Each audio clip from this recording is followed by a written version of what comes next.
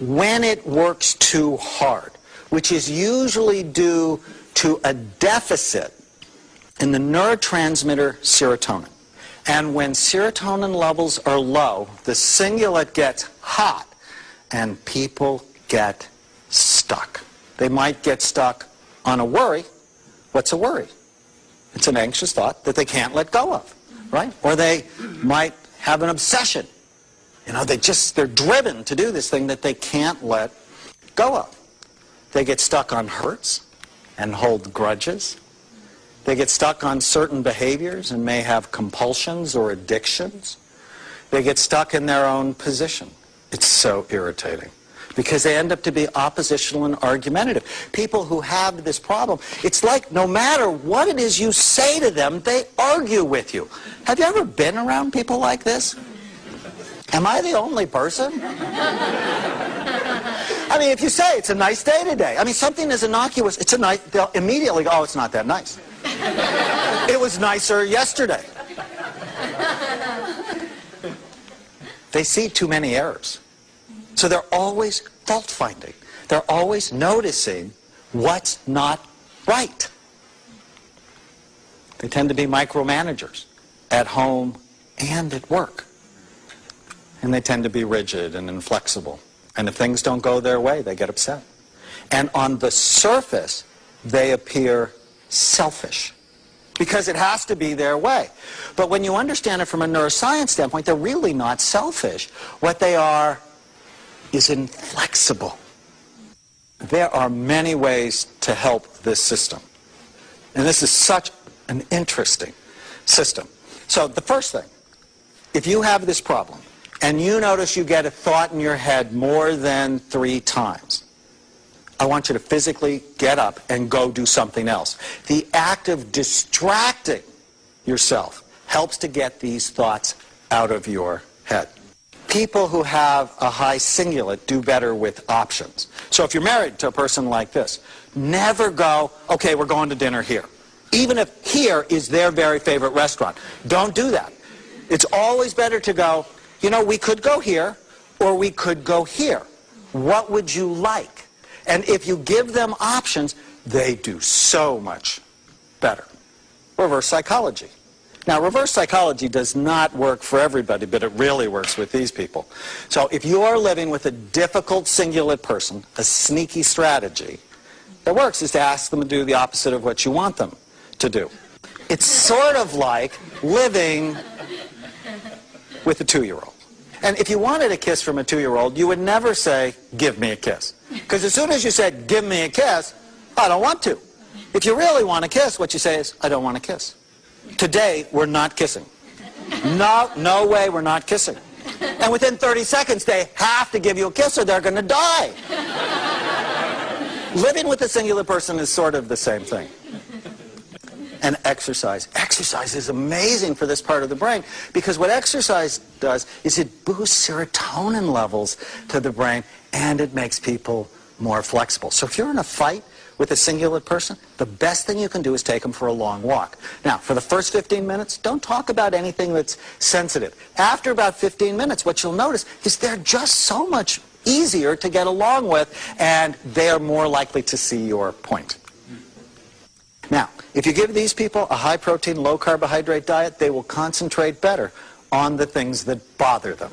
But they get more irritable. The best diet for cingulate people is a higher carbohydrate, lower protein diet because things like bread and pasta are mood foods for them.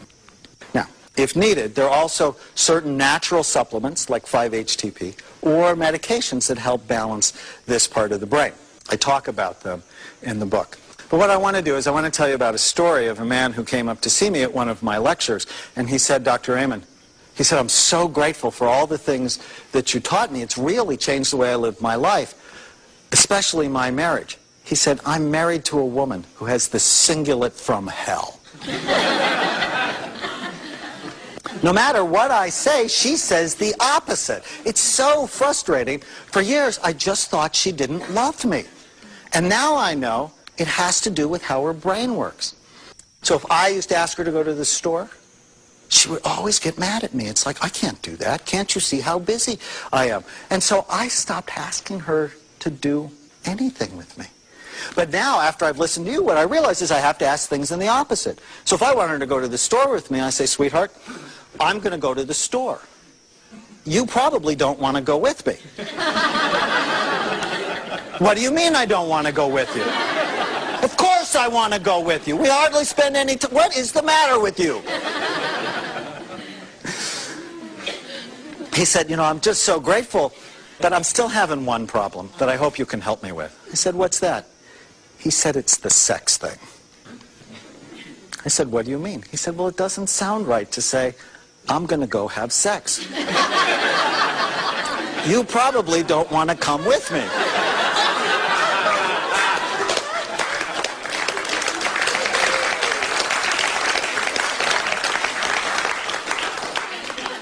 He said, do you have any ideas for me?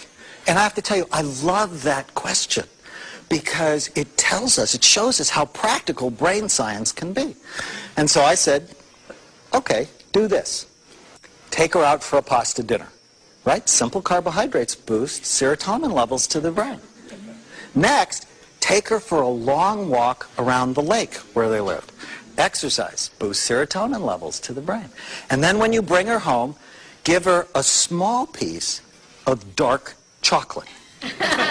Dark chocolate raises a chemical in our brain called phenylethylamines that increase the alerting response in the brain that something fun is about to happen. Then go in the bathroom and put just a little bit of baby powder behind your ears. Why? Baby powder is the most potent aphrodisiac on the planet for women.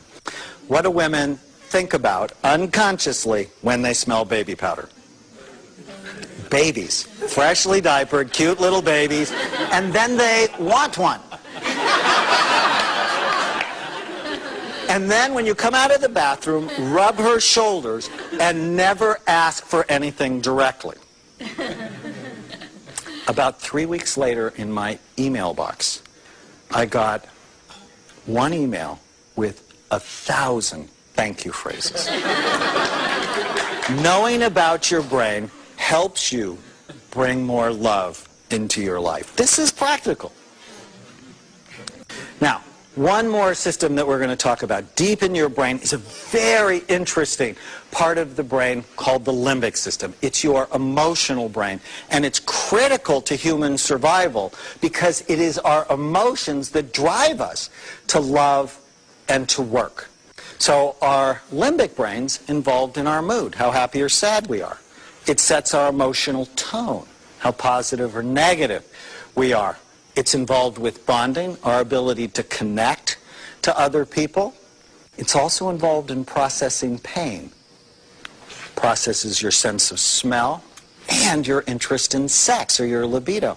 Isn't that interesting that smells and sex go hand in hand? The whole perfume industry is based on that fact. Now, I already talked about baby powder as a powerful aphrodisiac for women, but did you know that cinnamon is a powerful aphrodisiac for men?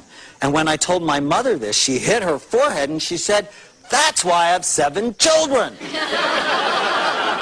He would never leave me alone. Being Lebanese, she cooks with a lot of cinnamon.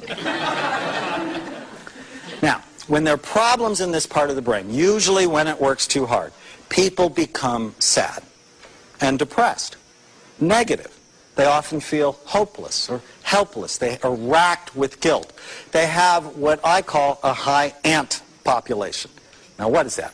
ANT stands for automatic negative thoughts. The thoughts that come into your mind automatically and ruin your day. And what a lot of people don't know is thoughts lie a lot. And one of the ways, if you really want to be well, is you have to learn how to just challenge or correct the negative thoughts that go through your head. You don't have to believe every thought you have. People who have problems in this part of the brain tend to isolate themselves. It's not good.